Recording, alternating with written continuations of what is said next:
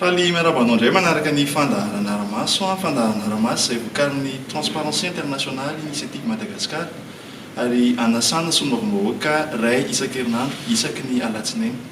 Amin'ity anio ity dia ny député Roland Ratsiraka indray no vahintsika. Izy dia solombavam-bahoaka Madagasikara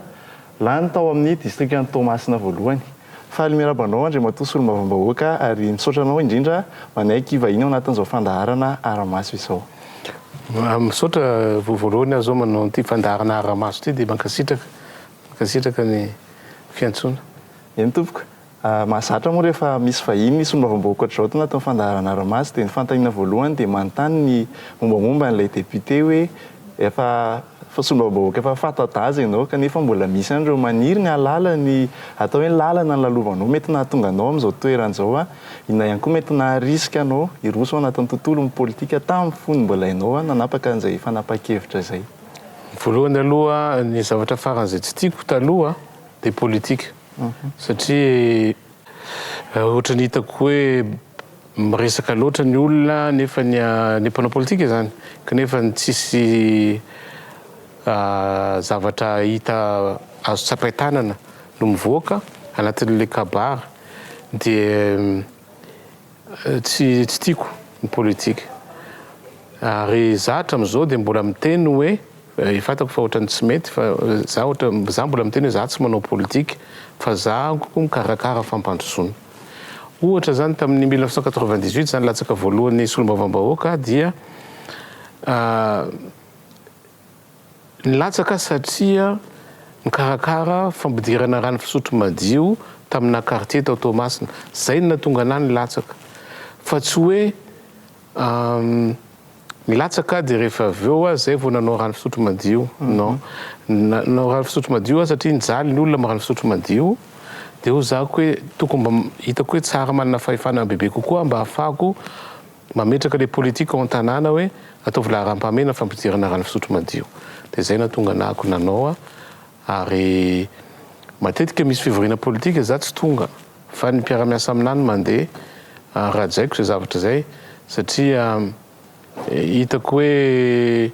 le resabe sy le fivoriana be matetika reny zany hitako tsy mampandroso zavatra fa ny anahako action tena tiako action de développement, manao projet, manatanteraka projet, mitady vola ho ana projet.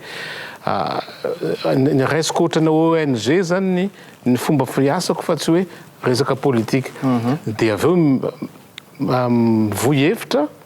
hoe hevitra fampandrosoana sy hevitra ohatra hoe fanajana fiadivana amin'ny fanajana ny soatoavina zay arovako ary arovana mpiara-miasa anatin'izany ny firalahiana sy firaisan-kina sy ny fanajana ny tany-tandalàna sy ny sisa dia mitsangana zay dia mijoro ary tsy mijery na olona namana na tsy namana na mifankahazo amin'ny tena no mitantana raha vo hitanay fa misy zavatra diso. Tony ahoana sy tony ahoana kosa Andriamatoa solombavam-bahoaka mety hoe lalana ny lalovanao na tonga anao lasa solombavam-bahoaka ankehitriny inona no mety hoe fianarana ihany koa no ratovinao raha ohatra ka tsy mahadiso tompoko? Za zany nanao biolojia tany Andafy dia avy eo nanao exportation rehefa tonga taty exportation na produits locaux épices namany letchi anatin'izany dia avy eo zany mahita fa misy anjara brika afaka entiko ho an'ny fampandrosoana indrindra moa zany tamin'ny tanàna zay nalany anahako tamin'ny 1998 fa avy eo indray rehefa lany ako solombavam-bahoaka dia nahita hoe satria za tsy dia nahay zavatra firy amin'ny lafin'ny politika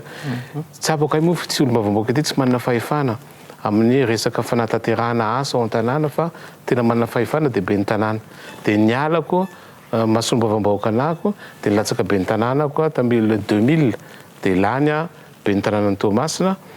dia nametraka zavatra maromaro anatin'izany raha fisotro madio teniko taminao teo fa anisan'ny zava-dehibe koa dia ny fanomezana asa fampiroboroboana ny sehatra asa ao an-tanàna fanampiana ny ataontsika hoe mpivarotra madinika satria reny ny tena maro anisa raha mpivarotra madinika ao Toamasina resanao dia any amin'ny 10 000 personnes any mpivarotra madinika tsy maintsy mieritreritra momba anazy ianao mieritreritra ny hoaviny mieritreritra ny toerana ivarotany mba ahafahanao mahafantatra hoe inona moa aty aminay aty ny asa tokony ataonay mba hanatsarana ny asanareo rehefa mampidibola le mpivarotra mandinika mampidibola koa le commune zay zavatra sarom-piaro amin'izay ako hoe ny fanjakana zany na hoe ny fahefana eo an-toerana dia atao anosika ny olona rehetra ao an-tanàna mpanao sport dia za namorona ny Aiscut zay champion tombon-daka Madagasikara ankehitriny amin'ny basket zany namorona ny hoe sport anivona commune zany hoe commune urbaine Toamasina zany mamatsy vola athlétisme dia mamatsy vola ny basketball namorona an'io satria tiako zany ny sport miroborobo za mpanao sport dia ny zavatra tsotra indrindra dia ny athlétisme dia nahazo tompon-daka Madagasikara misy tompon-daka ny Océan Indien avao aminay dia ny point important amin'ilay izy dia hoe les culture de la performance zany hoe ny le fahaizana mitady le faran'izay vitanao ary faran'izay herinao zany amina zavatra atao dia zay kolotsaina zay zany ny mila apetraka les recherches de la performance zay ny mila apetraka dia vatsinay vola zay mahazo tompon-daka Madagasikara dia ny fianarany jerevanay foana miaraka amin'ny ray aman-dreny zany nataonay zany donc reheko mihitsy ny teny hoe ny commune urbaine ny tantanako tamin'ny fotoan'androny dia nakasika sehatra zavatra maro akoatra ny resaka lalana sy ny canalisation lalana tao Toamasina nanomboka ny lalana béton voalohany indrindra teto Madagasikara tamin'iza fonon'iza be ny tanàna nanao lalana béton satria inona ny antony tsy adapté ho zako tamin'ny banque mondiale tsy adapté mihitsiny ty goudron ty amin'ny resaka orana isan'andro ahafoana ny orana dia lasa simba zany ny lalana satria fahavalon'ny lalana dia ny orana dia milamina le izy tamin'ny voalohany zareo tsy nanaiky fa dia ataovy béton dia hatramin'izao lalana namboariko béton ao Toamasina fa 20 taona mahery tsisy lavaka na kely ary nefa ny lalana vita amin'ny bitume vita taty afara 5 taona lasa ohatra dia efa feno lavadavaka eo ary lalana sasany zao na mandeha amin'ny route nationale numéro 2 anao vao vita voatsela koa dia efa feno lavadavaka Andriamanitra Solombavam-bahoaka apetraky ny lalam-panorenana moa no hoe tsy maintsy manao tamberin'andraikitra ny Solombavam-bahoaka ho an'ny Andriamatoa Ratsiraka manokana ohatrany ahoana mety hoe hiendrika fanantaterahanao an'izay tamberin'andraikitra zay rehefa eny anivony ny distrika misy anao eny ianao inona moa zany le fanaovana tatitra fanaovana tatitra ny endrika fanaovanao tatitra enako zany radio sy télévision moa ampiasaiko dia zavatra ngeza be zao dia ny Facebook taloha moa tsisy an'io tamin'izany latsako fidina tamin'ny 1998 lazaiko taminao teo radio anankiray monja tao Toamasina dia télévision nationale fa taty afara zay vao nisy radio BDB misy télévision fa io radio sy télévision hoe indraindray io tsy maharesy Facebook satria Facebook instantané zavatra mitranga zao tonga dia hitan'olona rehetra ampelatananao foana télévision zany anetrana anao vao mahita télévision fa Facebook télévision kely ampelatananao mihitsiny donc zany mampiasa Facebook tsika zao androany maraina fakahita nisy problème tany Toamasina omaly dia tsy maintsy nanao ny message amin'ny fiara-miora amin'ny fianakavian'le manamanjoa dia alohany nanao le fivoriana nandefa le message tamin'ny Facebook filmen'olona dia efa mandeha dia efa misy vue BDB donc zany io moyen de communication io zany zay tsy tiako taloha satria indrindreny misy olona misakafo fotsiny dia efa maka sary amin'ny Facebook plat anankiray eo dia efa ilaina sary fa hitako hoe efficace ary ilaina raha indrindrandrindra raha ampiasaina amin'ny fomba madio fa misy koa moa tsy fomba madio ny ampiasaina azy fa dia karazana fomba fanaovana tatitra koa zany famorim-bahoaka dia raha tsy diso zao ako dia amin'ny farany volana mamory ny vahoaka ny Toamasina ao anatin'ny gymnase mba antenaiko zany bon eo moa le geste barrière fa mety eo amin'ny arivo eo zany ny tratrarina dia manao tatitra zako dia mamaly ny fanontanian'ny vahoaka hoe ahoana zao dia miezaka mamaly fanontaniana karazana échange indray indroa isan-taona ianao manao an'izay dia mety fa afaka manao koa ianao amin'ny quartier koa dia izay zao anao anamboatra terrain de basket anankiroa amin'ity taona ity dia rehefa manamboatra ny terrain de basket matetika moa ny inauguration moa nen'olona hoe fitokanana fa nenako tsy tsoatran'izany inauguration fa petraka eo daholo ny olona rehetra tanora manao basket efa vita iny dia manao valandresaka dia zay valandresaka zay ahafahanao manao tatitra amin'ny vahoaka satria le vahoaka ny tena patron le député ary patron ny olom-boafidy rehetra ary zay ny tena zavatra adin'ny fitondranana indray Ndray matosy mba vahoaka mbola nisan'ny lohahevitra mamy avy amin'izao resaka Covid-19. Resaka kely ny jeritodikotsika araka ny fahitanao anazy mety ahoana ny lesona mety azon'ny sintomina atao anatin'ny Covid-19 iny fitantanana ny krizy ary inona ny tsara toizana, inona ny tokony hatsanina kosa manoloana an'izay hoe entina hiatrehana le mety hoe krizy vaovao indray raha ohatra ka zay ny azo ilazana azy ndray matosy mba vahoaka. Zavatra tsy maintsy azan'ny fitondrana aloha dia resaka confinement. Iny moa zako nanaovan'zareo ataoko hoe angaredona amin'ny ainao manjery hoe Roland Ratsiraka miteniteny foana sy ny sisa kanefa jerevo androany zao firy ny olona maty misy anankifito tamin'ny herinandro tsisy confinement tsika amanjato ny mahery roanjato telonjato efajato ny volan'ny Covid eto Antananarivo ny tena voalohany tsisy confinement dia mba hazaveo amiko kely hoe maninona taloha rehefa olona ray maty misy confinement total ankehitriny misy olona fito maty tsisy confinement dikan'izany manaiky ny fanjakana hoe diso lalana dia paikadiny zareo tsy nety tsy nahomby azana nazava foana hoe tsy mety io satria haiko tsara ny fomba fiainantsika indrindrandrindra any aminay tsisy olona afaka mipetraka ao an-trano tsy afaka mivoaka an-trano zany hoe olona maro zany fa olona anatina efitrano hoe anankiray indraindray olona 3 4 5 hatramin'ny 7 anatina efitrano anankiray mipetraka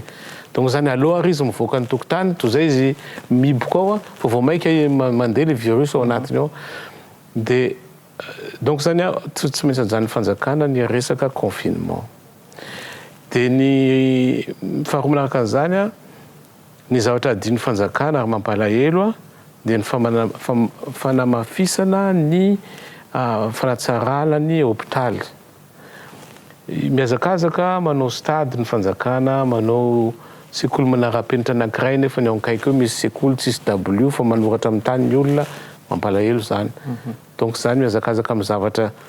tsy tena hoe ilaina maika fa miazakazaka amin'ny zavatra ataontsika hoe tsy lara-pamena dia tokony atsaraina ny hôpitaly fa amafisina ny réanimation. Tadidio fa HGRA tamin'ny fotoanan'ny Covid anakenina monja ny plasy amin'ny réanimation dia aveo raha vao mihoatra ny enina zany olona marary dia fa tsy afaka mandray le hôpitaly dia misy ny olom-boafidy maty maro misy vahoaka tsotra maro maty satria tsy ampy ny fitaovana, tsy ampy ny toerana. Dia aveo moa rehefa nanafatra zareo dia nanafatra concentrateur d'oxygène be dia be kanefany tsy dia any loatra le izy fa le réanimation, les salles de réanimation mihitsy, le lit de réanimation zany hoe fandriana anankiray zavatra be dia be no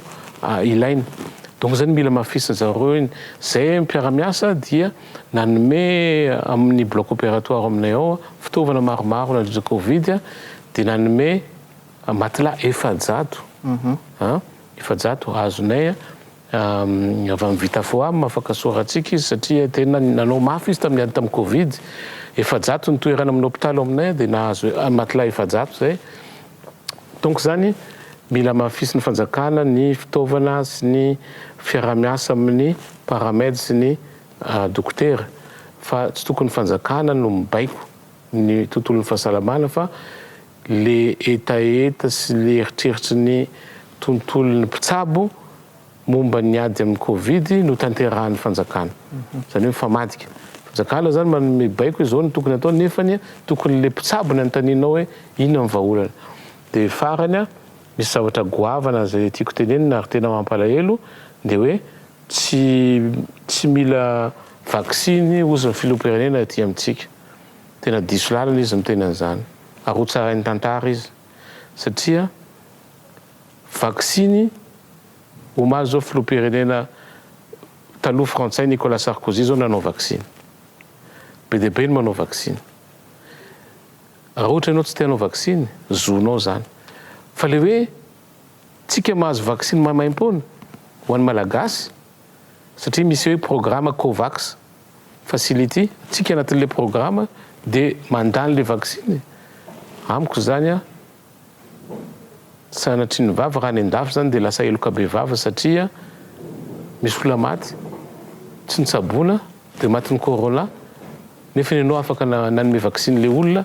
dia eloka be vava zany ny dokotera misy maty ny paramède misy maty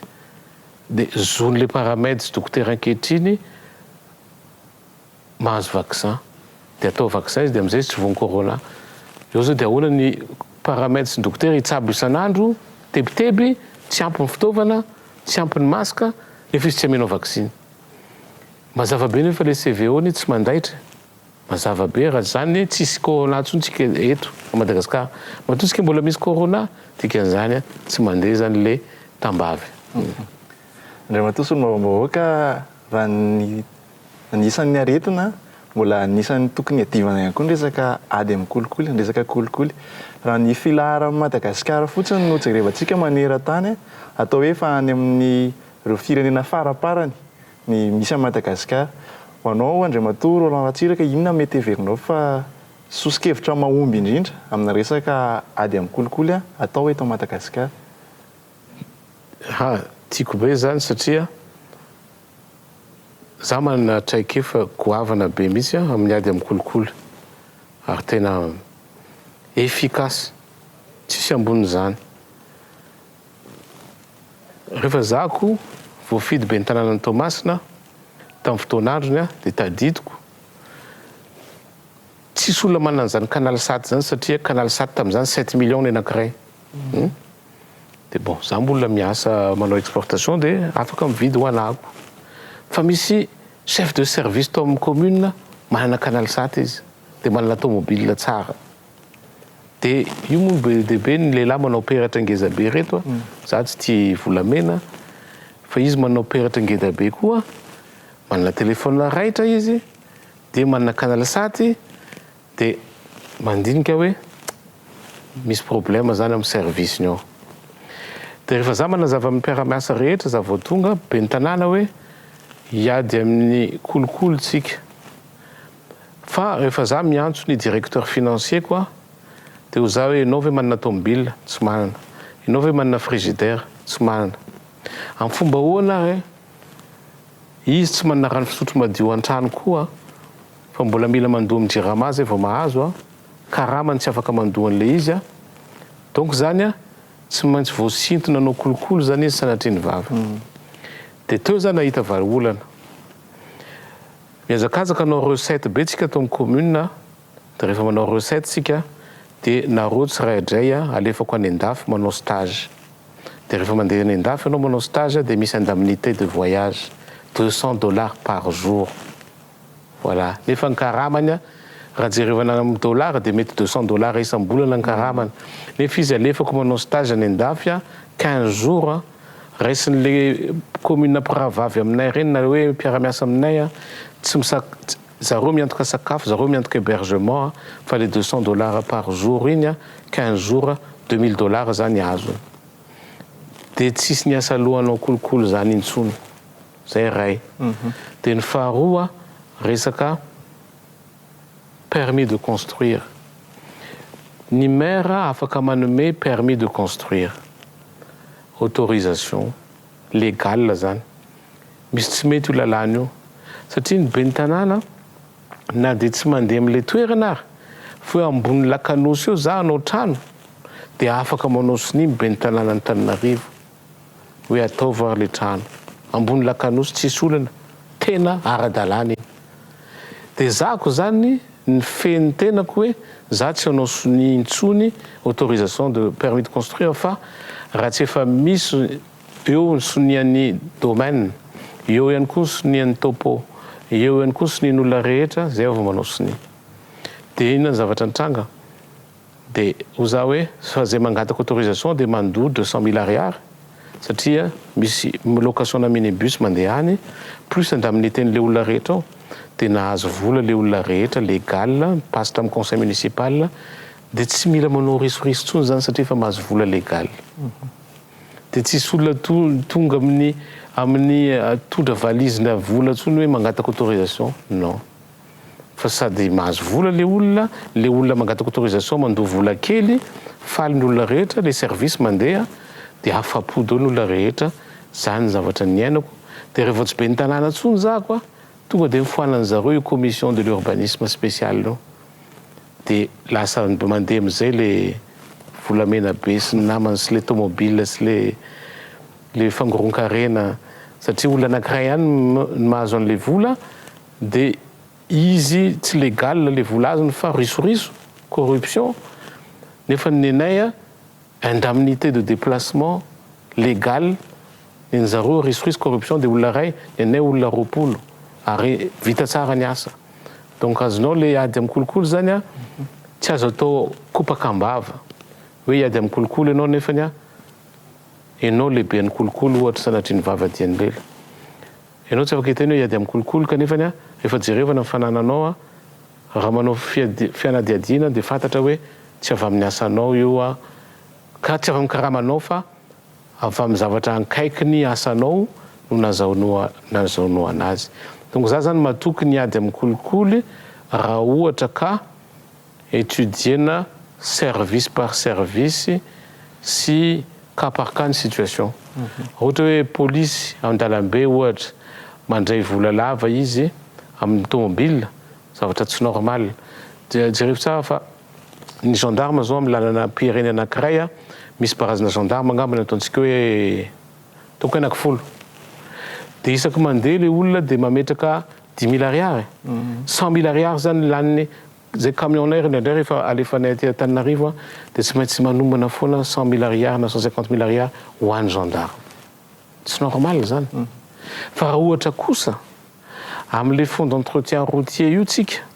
mametraka indemnité an'le gendarme satria izy na avy ny orana na tsy avy ny orana na inona dia ao foana izy dia hitako hoe mora kokoa ary madio donc zany sehatra asa rehetra zany mila étudiena voilà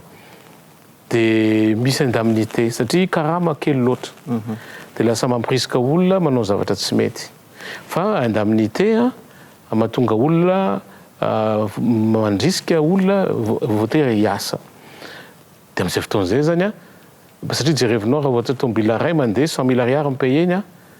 amin'ny lalam-pirenena inany tomobile 700 isan'andro farafakeliny donc zany 100 000 ariary fois 700 hitanao zany vola be zany dia mandeha izy zany mandeha any amin'le gendarme tsirairay kanefa raha zany vola zany a mandeha amin'ny entretien routier dia tsara ny lalana tsy mandoa pièce détachée ntsony reo olona reo a dia zavatra afaka tonga sady eto amin'ny fandarantsika ndray matoso no mavoaka mety misy afatra tianao ampitaina amin'ireo olona mifidy anao na ho an'ny vahoakan'ny Tomasina ihany koa amin'ity taona 2024 ty dia maniry hoe ny fanapahan-kevitra raisin'ny fitondram-panjakana dia ho an'ny tombontsoantsika menakavy satria tamin'ny 2024 hita fa tombontsoan'olombitsy no ataontsika hoe mahazo tombontsoa amin'le fiainam-pirenena